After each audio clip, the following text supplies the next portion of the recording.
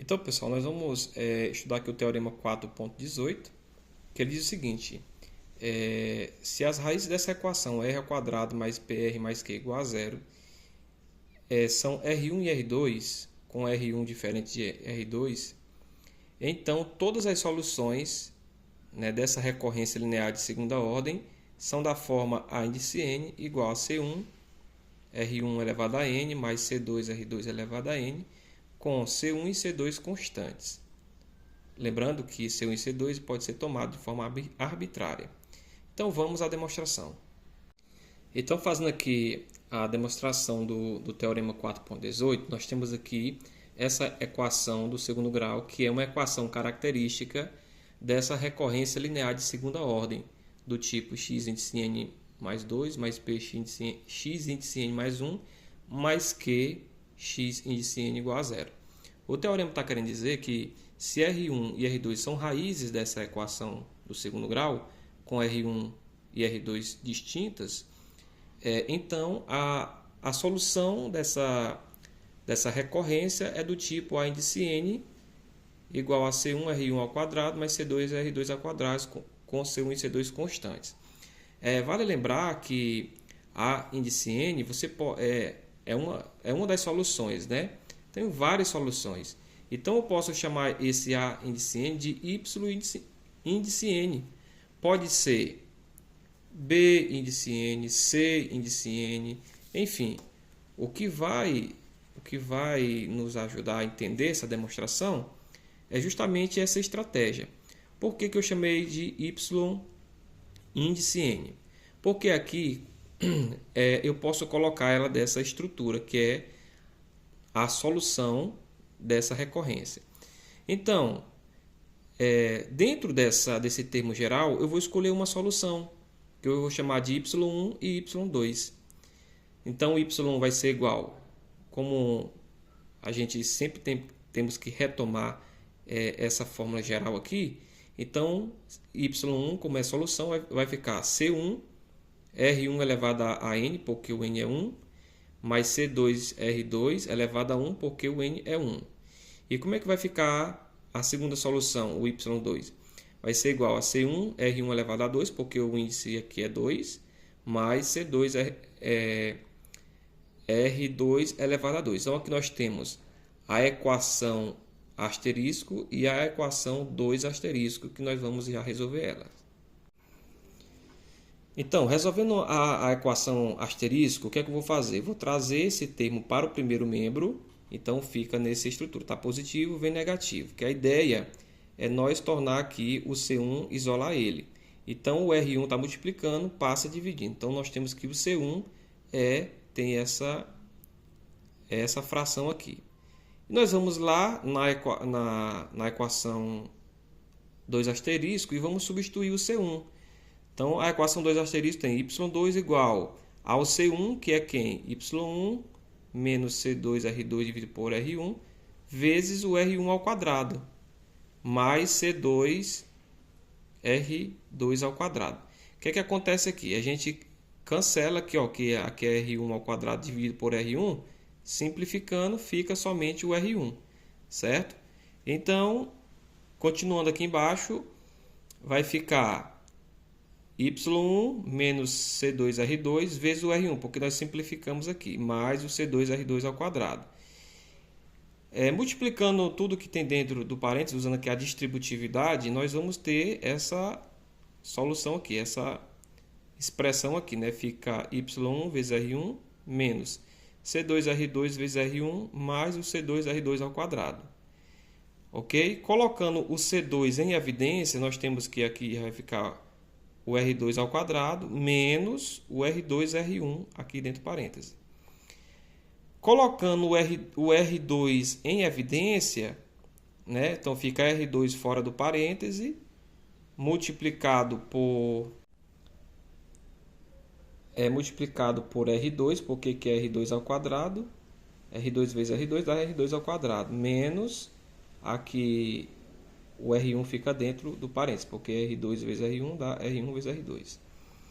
Então, continuando, vai ficar y2 é igual a y1 R1 mais C2 vezes R2, né? Elimina os colchetes,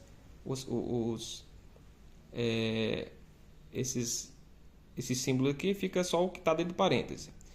E aí me permite calcular o quê? Eu pego o YR1, passo por primeiro membro, ele vem negativo, né? E quem está multiplicando o C2, que é tudo isso aqui, vai passar dividindo. Então, com isso, eu tenho o quê? Eu tenho que o R1 tem que ser diferente do R2, porque o denominador não pode ficar zero. O R2 tem que ser diferente de zero, porque nós não podemos ter zero no denominador. E que o R1 também é diferente de zero, por conta que nós vimos aqui, né?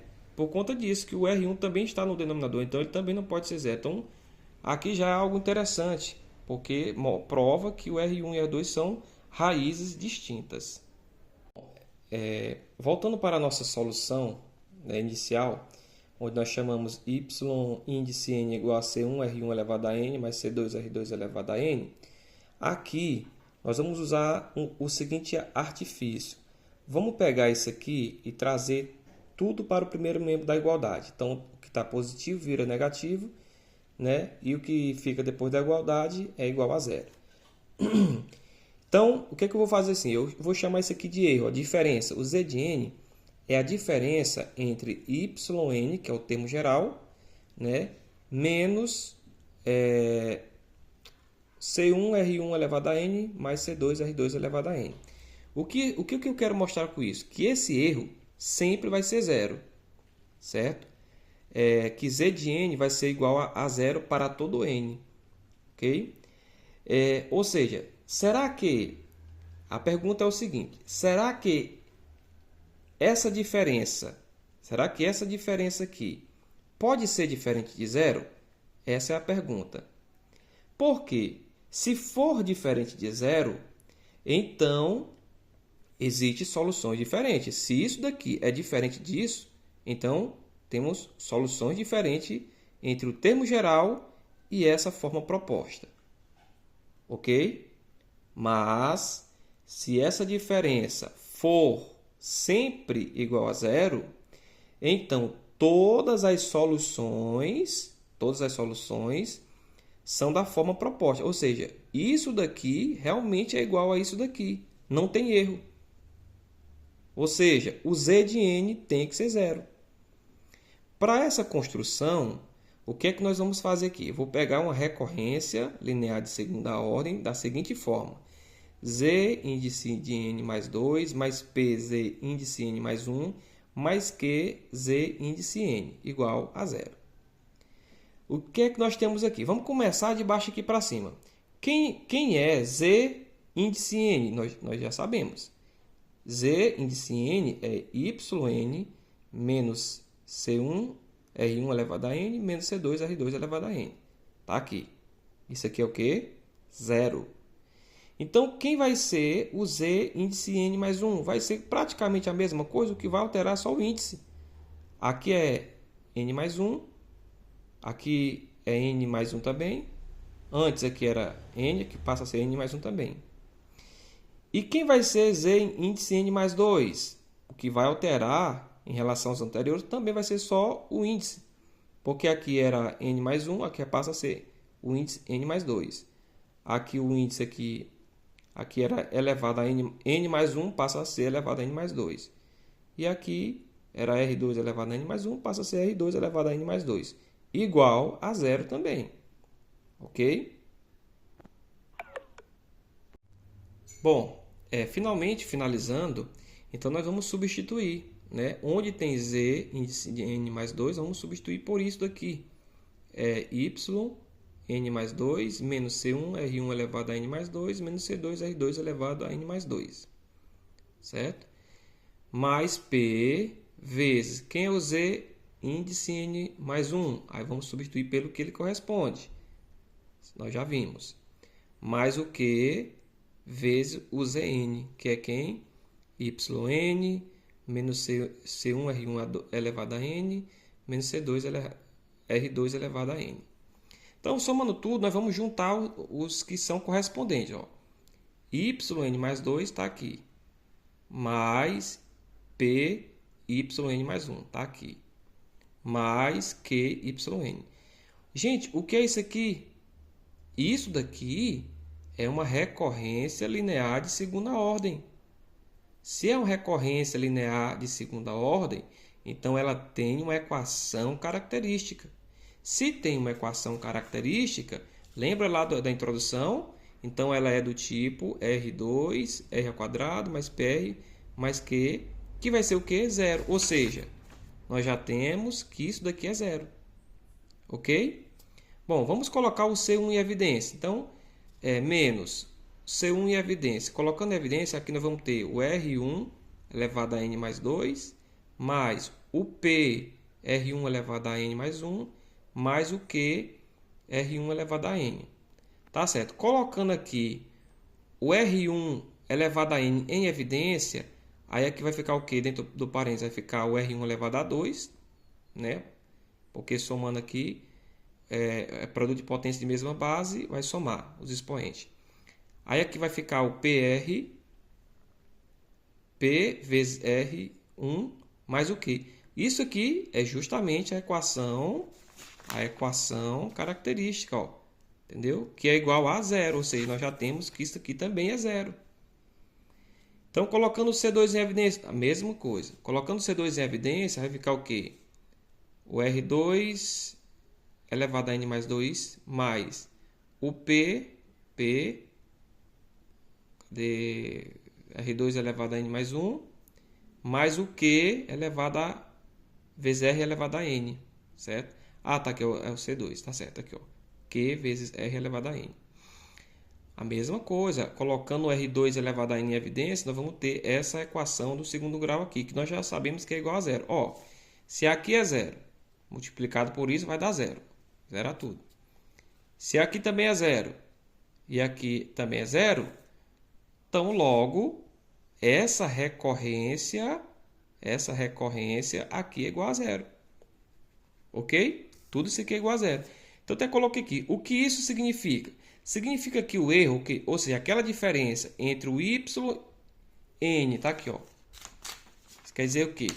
Que realmente essa diferença aqui entre o termo geral e C1R1, que é a proposta, né? A proposta do termo geral, realmente não existe diferença entre eles. Ou seja, sempre vai ser zero. Sempre vai ser zero.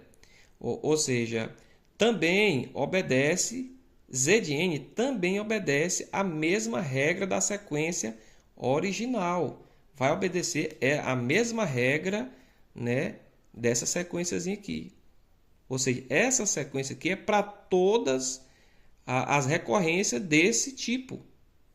Ok? O que mais? Ou seja, Z de N também é uma solução, né, da recorrência. Bom, por que isso é genial? Porque agora nós temos isso aqui, que o Z de N satisfaz a recorrência, né? Se satisfaz a recorrência, vamos voltar aqui. Se satisfaz a recorrência, ou seja, eu posso escolher aqui, ó, Z1, que é uma das soluções de Z de N, igual a zero, e Z2 igual a zero. Se basta que dois números determinem o terceiro. Numa equação, numa recorrência linear de segunda ordem, basta dois valores da solução vai determinar o terceiro. Ou seja, se Z1 é zero e Z2 é zero, ou seja, bem aqui, ó, se isso daqui é zero e isso daqui é zero, esse obrigatoriamente vai ser zero também.